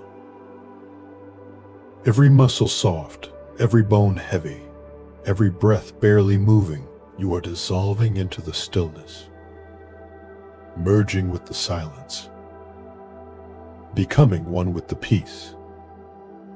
Your awareness is vast and open. Thoughts may still arise, but they are like distant clouds in an infinite sky. They do not disturb the vastness. They do not crowd the space. They simply appear and disappear in the infinite openness that you are. You are not a person resting. You are rest itself. You are not someone seeking peace. You are peace itself. You are not consciousness experiencing stillness. You are stillness experiencing itself. Let all sense of separation dissolve now. There is no you and the rest. There is just resting. No you and the peace. There is just peace. No you and the awareness. There is just awareness. This is the great understanding. This is the profound realization. Not you having an experience, but experiencing itself. Not you being aware, but awareness being aware of itself. No separation, no division. Just this one infinite reality expressing itself in infinite ways. Rest is this one reality now. This one consciousness. This one infinite being. You are it. You have always been it. You will always be it. There is nothing else to be. Nothing else to become. You are already everything. You are already home. Let yourself fall now into this infinite being. Dissolve into it. Merge with it. Become it. Not because you are not already it, but because you are remembering that you have always been it. You are coming home to what you have never left. You are recognizing what has always been. True, you are vast, you are infinite, you are eternal, you are peace itself, you are love itself, you are existence itself, knowing itself, experiencing itself, being itself. Rest here now, in your true nature, in your original face, in the boundless awareness that you are and have always been. There is nowhere else to go, nothing else to achieve, nothing else to become. You are home, you are complete.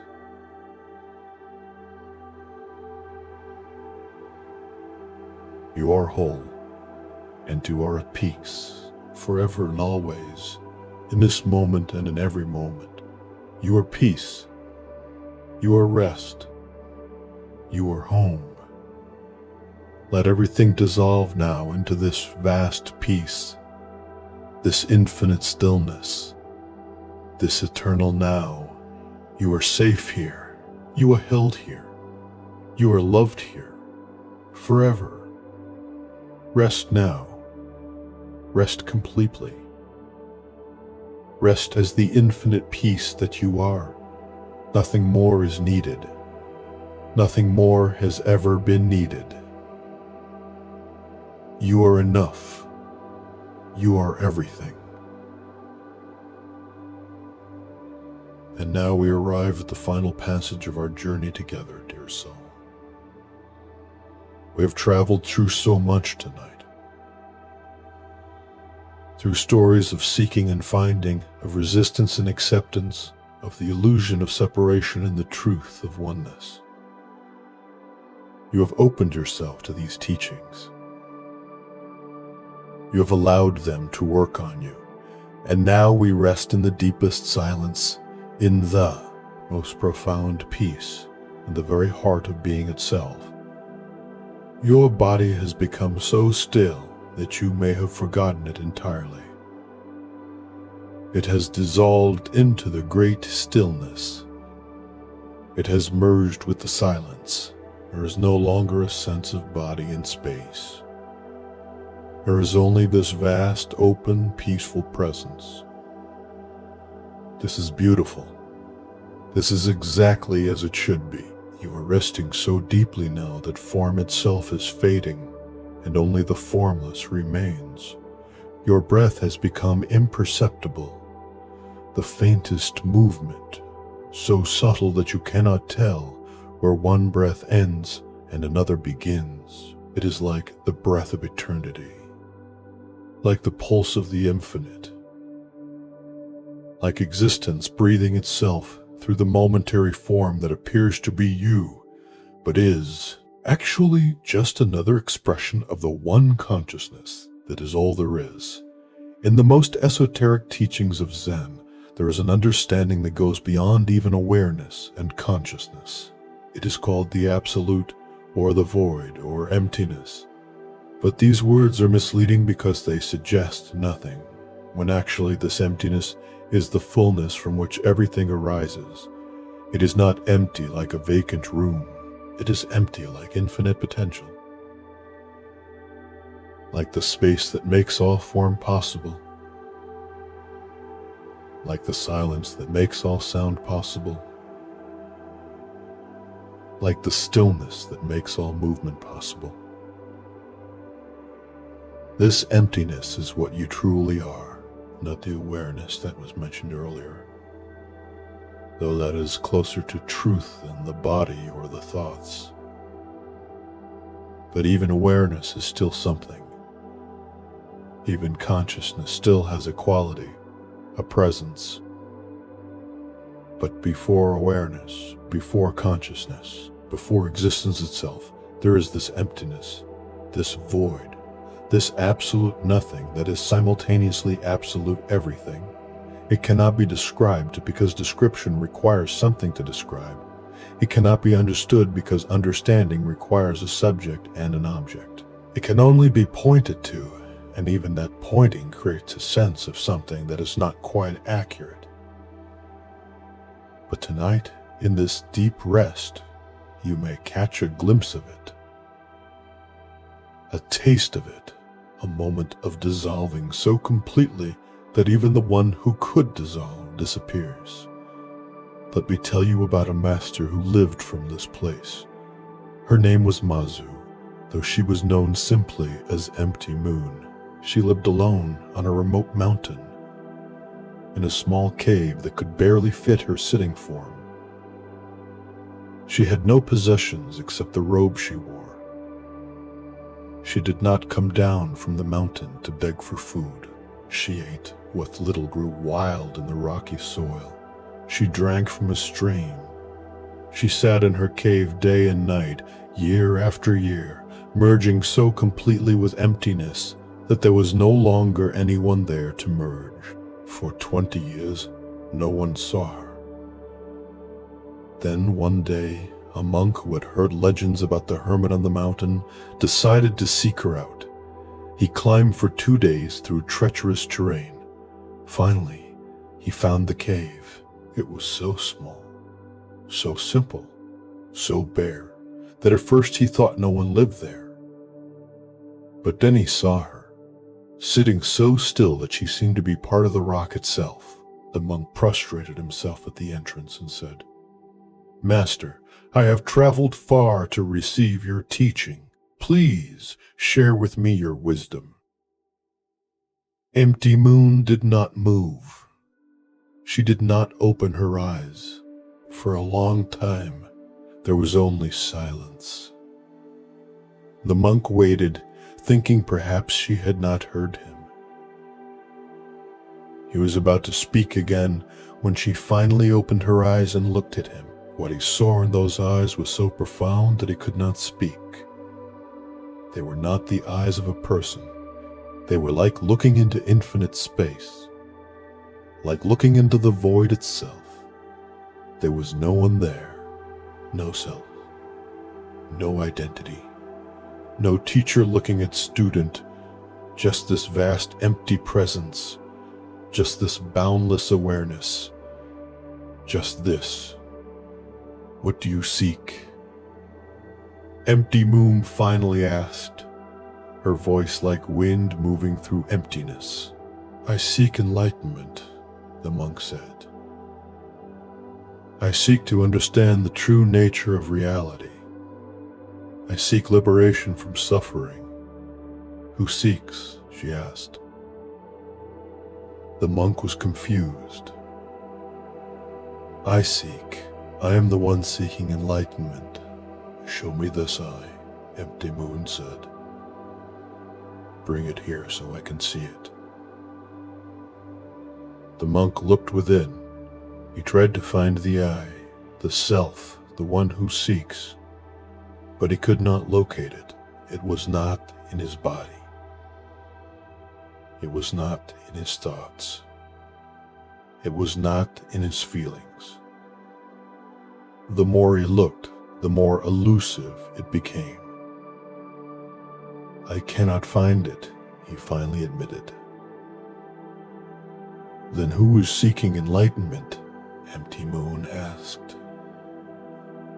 The monk sat in silence, deeply confused. If he could not find the one seeking, then who was seeking? The question itself seemed to dissolve. How can there be seeking without a seeker? How can there be a path without one who walks it? How can there be enlightenment without one to be enlightened? You see, Empty Moon said, the seeking itself creates the seeker. The moment you seek enlightenment, you create the illusion of someone who is not yet enlightened. The moment you seek liberation, you create the illusion of someone who is bound. But there is no one bound. There never has been. There is only this emptiness appearing as all things, experiencing itself as all things, but never actually becoming anything.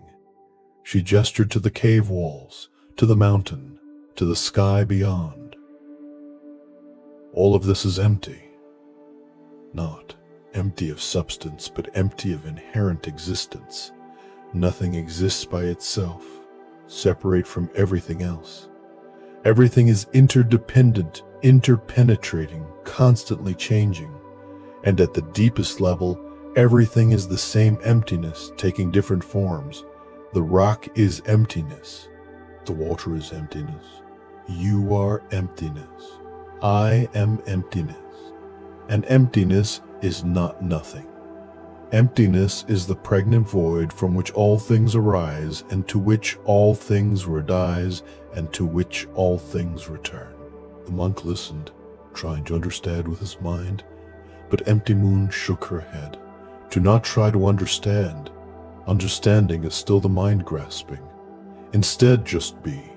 Just rest. Let yourself dissolve into the emptiness. Let the boundaries fade.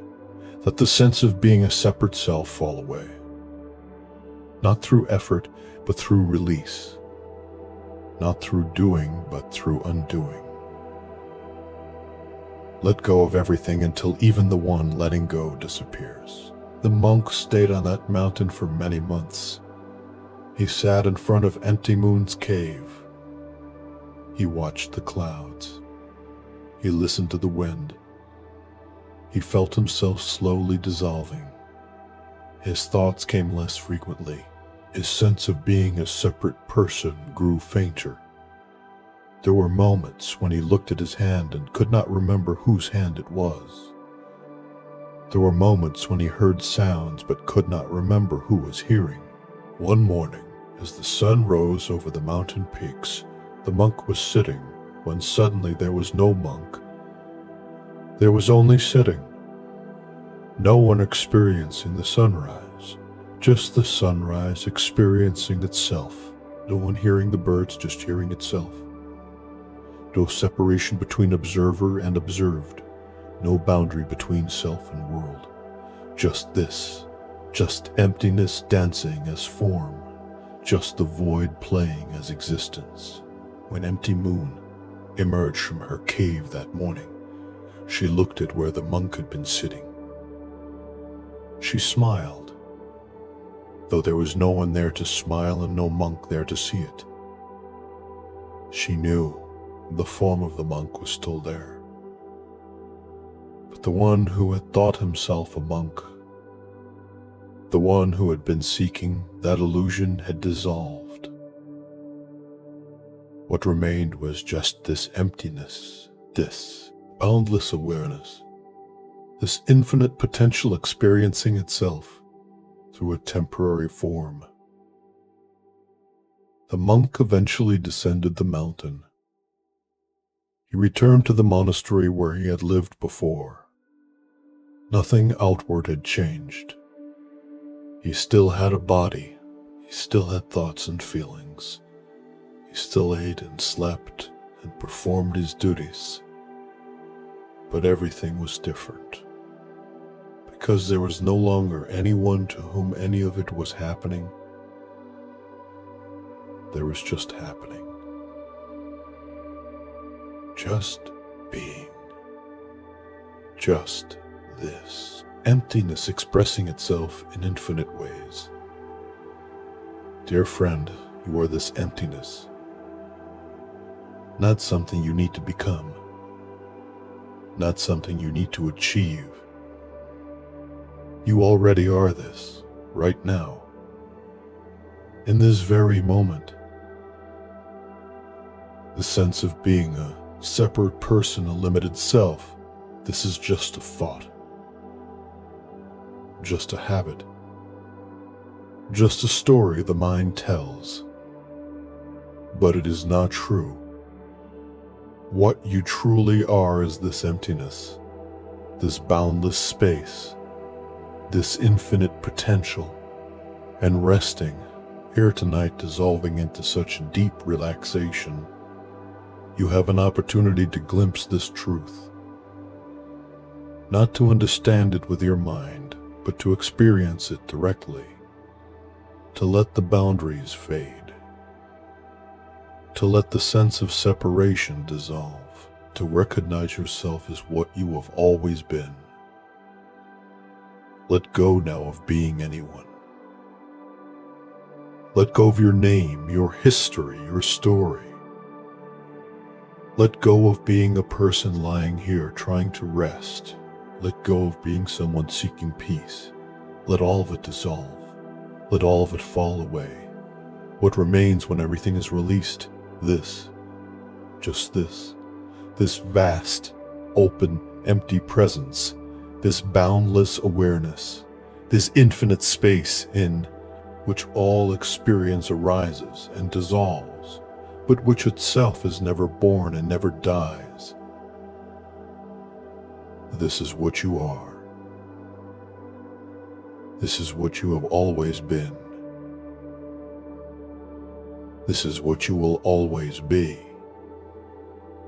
Rest as this emptiness now, not as something, not as someone, but as nothing and everything simultaneously, as the void that contains all possibilities, as the silence that holds all sounds, as the stillness that allows all movement. You are so vast, so infinite, so free. There is nothing that can bind you because there is no you to be bound. There is nothing that can harm you because there is no you to be harmed. There is only this infinite emptiness playing all the roles, experiencing all the experiences, but never actually becoming any of it. Let me share one final story. A story about the monk who discovered that the end of the path is the beginning. His name was Dogen, and he was a brilliant student. He studied all the sacred texts. He mastered complex teachings. He practiced with great discipline. He traveled from Japan to China to study with the greatest masters. He was determined to penetrate the deepest mysteries of existence. After years of intensive practice, Dogen had a profound awakening. He saw through the illusion of self. He recognized his true nature. He understood what all the teachings were pointing toward. He was enlightened and he knew it. He returned to Japan filled with this knowing, ready to share what he had discovered. But something unexpected happened. The more Dogen tried to hold on to his enlightenment, the more it seemed to slip away. He found himself becoming proud of his achievement. He found himself judging others who had not reached his level of understanding. He found himself creating a new, more subtle form of self, the enlightened self, the one who knows, the one who has arrived. One day, walking through a forest, Dogen suddenly stopped. He realized what he had done. He had turned enlightenment into another attainment, another achievement, another identity. He had created a new prison, more subtle than the old one, but still a prison. The enlightened self was still a self. The one who knows was still someone separate from what is known. In that moment, Dogen let go even of enlightenment. He let go of being the one who knows. He let go of having arrived. He let go of being special or different or advanced. And in that letting go of even his spiritual attainment, something shifted that was deeper than the first awakening. There was no one left, not even an enlightened one, just this forest, just this moment, just this breath, just this step. No separation between walker and walking, between breather and breathing, between knower and knowing. Just this seamless, boundless, infinite happening. Dogen stood in the forest and wept, not tears of sadness or even joy, tears of relief. The burden of being someone, even someone enlightened, had finally been released. What remained was so simple, so ordinary, so completely this. He continued walking. He returned to his temple. He taught students. He wrote profound texts. But now there was no Dogen doing any of it. There was just teaching happening, writing happening, living happening. And it was all effortless because there was no one making effort.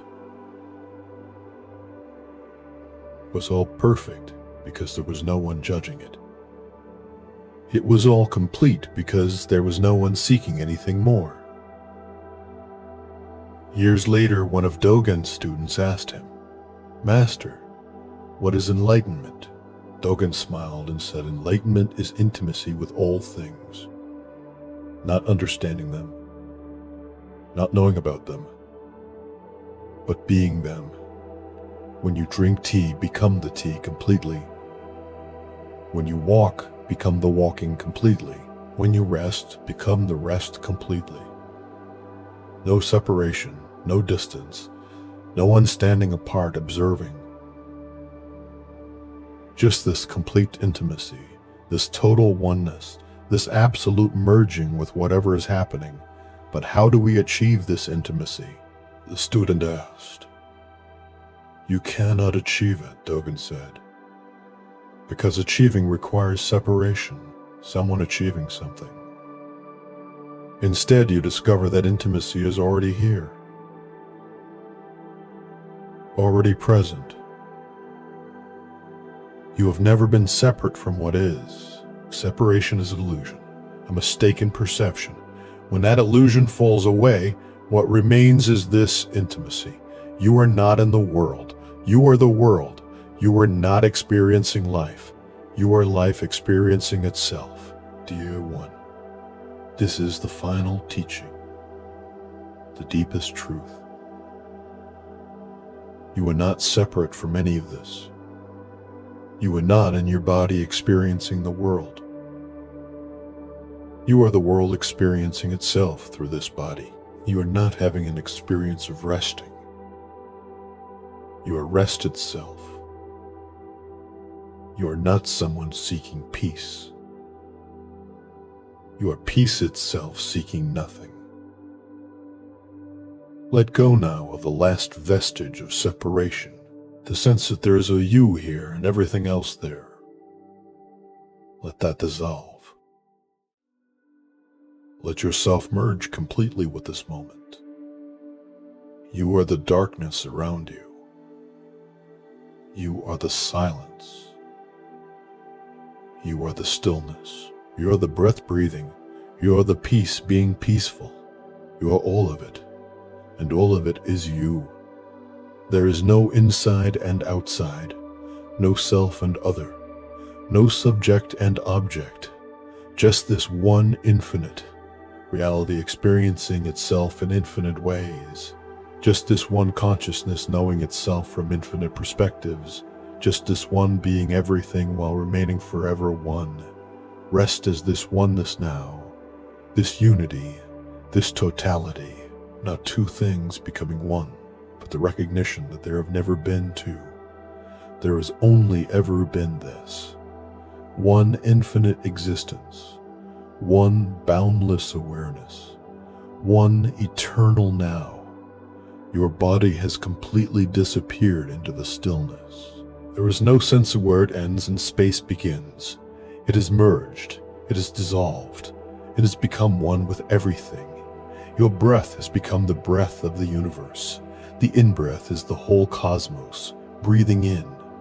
The out-breath is the whole cosmos breathing out. You are not breathing. You are breath itself. Your awareness has expanded to include everything. There are no boundaries, no limits, no edges.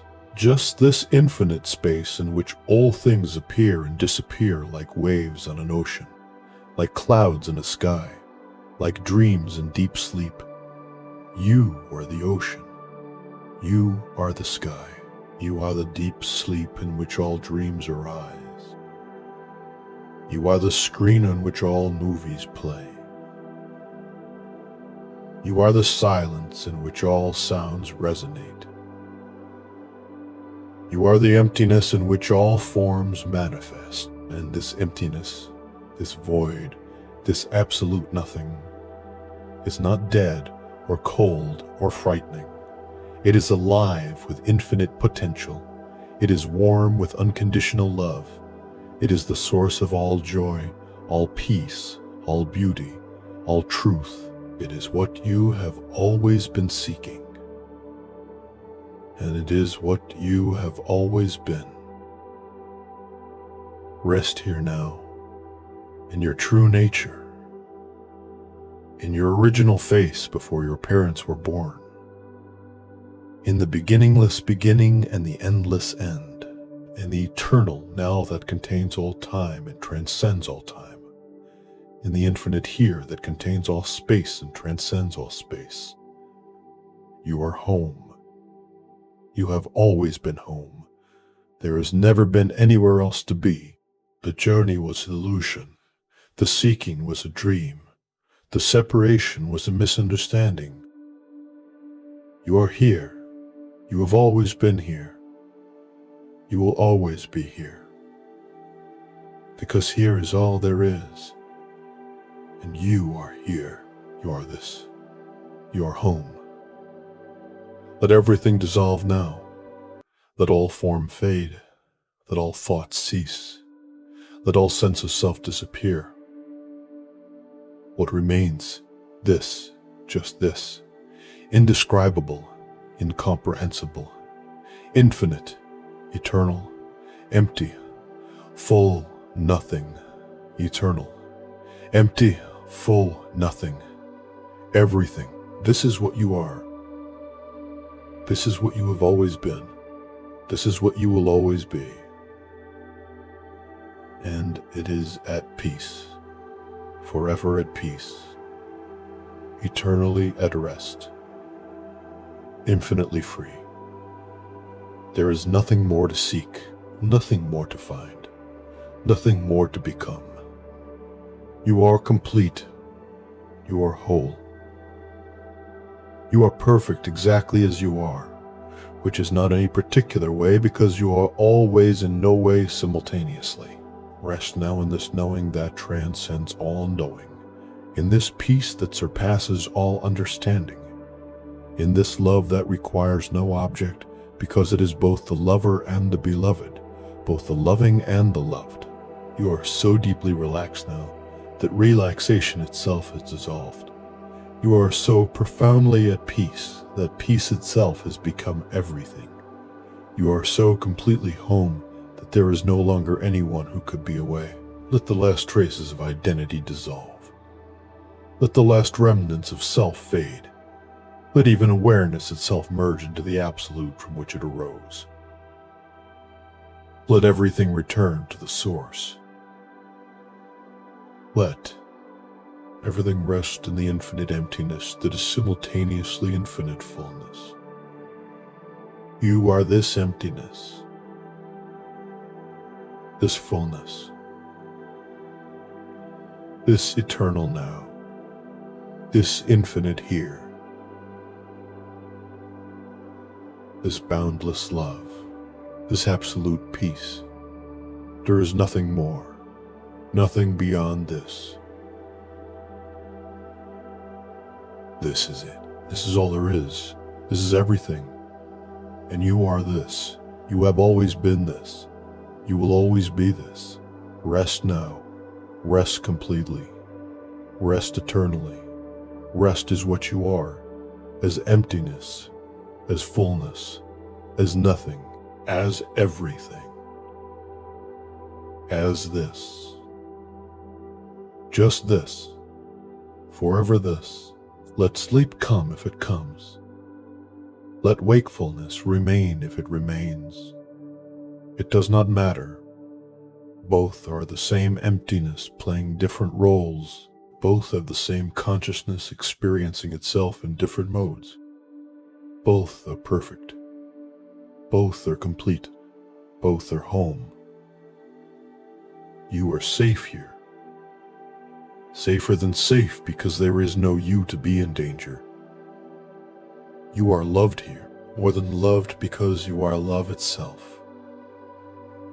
You are at peace here, deeper than peace because you are peace itself. All is well. All has always been well. All will always be well, because there is only this, and this cannot be other than what it is, and what it is perfect, absolutely, eternally, infinitely perfect. Rest now, beloved. Rest as the beloved. Rest as love itself, loving itself. Rest as love itself, being peaceful. Rest as the infinite being infinite. Nothing more is needed. Nothing more has ever been needed. Nothing more will ever be needed. This is complete. You are complete. All is complete. The journey is over. The seeking is ended. The separation is dissolved. You are home. You have always been home. You will always be home. Rest here forever, in the eternal now, in the infinite here, in the boundless love, in the absolute peace, in the perfect emptiness.